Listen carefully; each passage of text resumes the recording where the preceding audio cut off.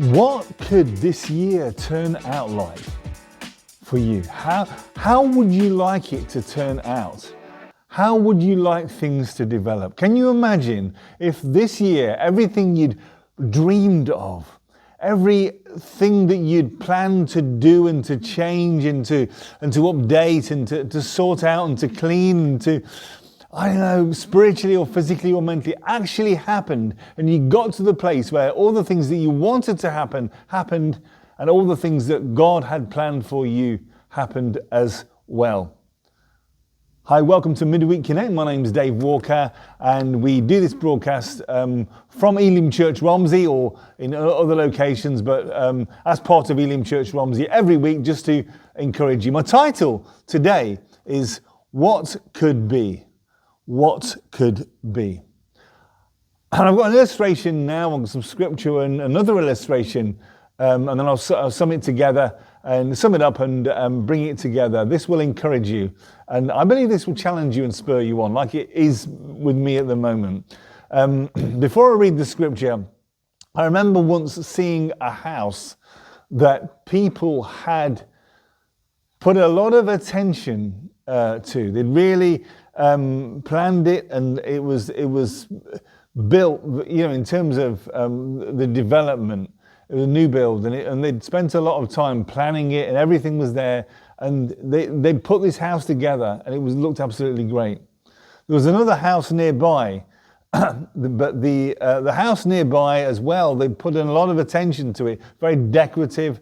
It was lovely. It was beautiful. But I came the following day, and the first house was there, and the second house was no longer there. The second house had vanished. Now, what do you think that might be the reason for that? Well, basically what happened was the first house was built. It took them a long time to build it. The second house was part of a sandcastle competition, and it had moats in it and different things, but it was built on sand. And because it was built on sand, because the people doing it had given time and attention to the wrong things, in other words, to something very temporary, to something that wouldn't last, to something that wasn't permanent, then the rains carried it away the following day. Matthew 7:24 gives an illustration of this sort of thing. It talks about the wise and foolish builders. Therefore, everyone who hears these words of mine and puts them into practice is like a wise man who built his house on the rock. The rain came down, the streams rose, and the winds blew and beat against that house. Yes, it did not fall, because it had its foundation on the rock. But everyone who hears these words of mine and does not put them into practice is like a foolish man who built his house on sand. The rain came down and the streams rose, the winds blew and beat against that house, and it fell with a great crash. When Jesus had finished saying these things, the crowds were amazed at his teaching, because he taught as one who had authority and not as their teachers of the law. But when you look at the end of this year, and you look at the future, and you look at your plans, and you look at the problems you've got, what are you doing in order to make things better? What are you doing in order to fashion God's plan in your life? Are you doing the wrong things? Are you building on sand, or are you building on Christ? One more illustration very quickly. I used to live next door to a house when I was young that had a big garden. Our garden was very big. Our garden was kind of okay, but the house next door was completely unkempt in terms of the garden. It was overgrown. There were weeds there. It just looked absolutely awful. And the grass was overgrown, the bushes were, and it was horrendous. And as kids, we used to go and play in that garden and sneak around. But I always used to think, what could it be like? What could be? If somebody did something to it, what could be? How could it be? And actually, right in the middle of one summer, a gardener was employed by the people who lived there. And he slowly but surely got rid of the weeds, cut the bushes, cut the grass, and planned a lovely garden. And it became the most beautiful garden in the street.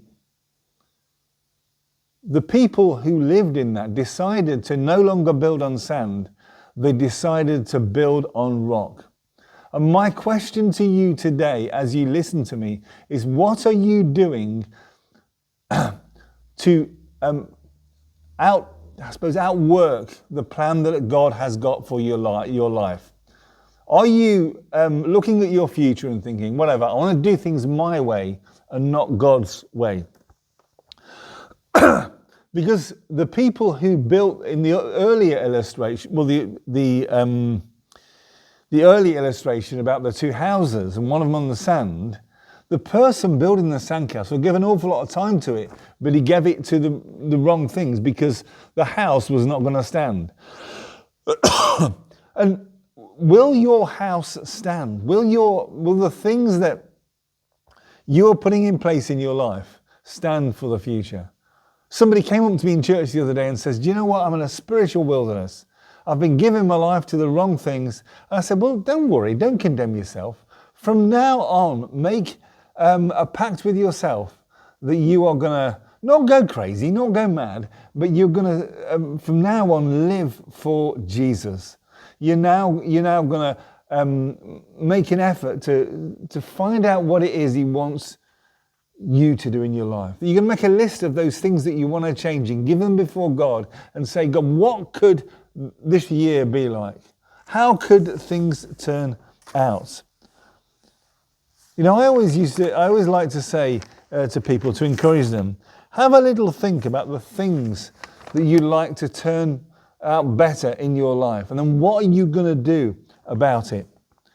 Proverbs 3:5-6 says, excuse me, trust in the Lord with all your heart and lean not on your own understanding. In all your ways acknowledge him. In all your ways acknowledge him, and he will make your paths straight. In all your ways acknowledge him. Are you absorbing scripture every day? Are you physically fellowshipping with Christians at church? Are you praying for people? Are you sharing with other people? Are you doing the things that God has secretly asked you to do? The things that you need to change in your life. There are things I need to change in my life, and God is strengthening me and helping me to do that. And maybe today, if you're listening to this broadcast and you're not a Christian, I want to say that the Christian faith is real, and Jesus Christ offers you a fantastic future. Are you building on sand? What could your life be like this year? Can you imagine if you got to the end of this year and that thing was sorted out, that thing was sorted out, that other thing that you want to get sorted out? Give these things to God. Put him first.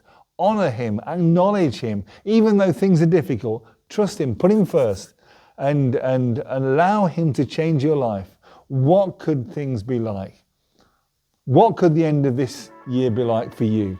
I will let you decide that yourself, because you can decide to build a sandcastle or a strong house on a rock. God bless you. Thank you for listening today.